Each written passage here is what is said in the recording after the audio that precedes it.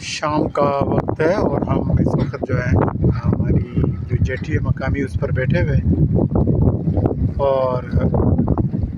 اس time پہ بہت سارے نوجوان آتے ہیں۔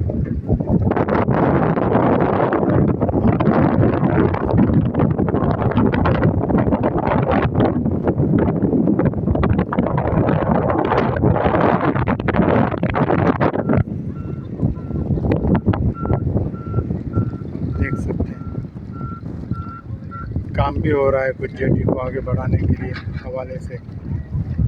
اور یہ سامنے ایک کشتی ہے، نئی ہے شاید، اس کو ڈبو دیا ہے تاکہ پانی اس کے